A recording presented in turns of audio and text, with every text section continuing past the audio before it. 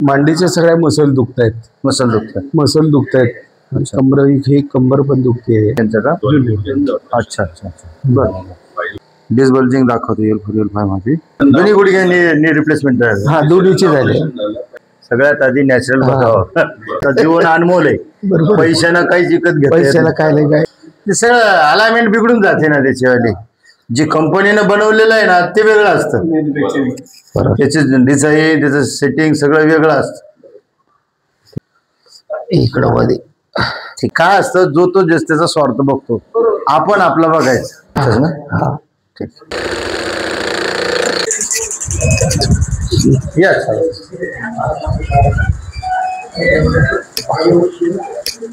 पहिले यायचं चालतं सर असं असं चालतं यायचं. हा थोडं इथं हे होतं. आता पूर्वीपेक्षा आता किती बदल वाटतो? बरंच 50% 50%च्या वर बदल. 50%च्या वर. हा जो कमरेचा जो त्रास होता आपला कमरेचा त्रास झालाय. कमरेचा त्रास कमी झाला एकदम. आता जे आहे आपलं गुडघे रिप्लेसमेंट करेल. बरोबर. नी रिप्लेसमेंट केल्यामुळे त्याचे जे त्रास आहे ते आपण काढू नाही शकत. चालेल. पण जे काही कमरेचा जो त्रास असेल कमरेच्या त्रासाला काय वाटतं? कमरेचा त्रासाला कमीत कमी 70 ते 80% फरक पडला मला. 70 ते 80%. चांगला फरक. कंबर हलकं वाटायला लागलं. हा हलकी वाटायला. कमरेला काय काय वाटायला लागलं? हा एकदम हलकेपणा वाटायला लागलं. जे दुखणं होतं ते थांबत होतं. असं चालताना पण खूप दुखायचं.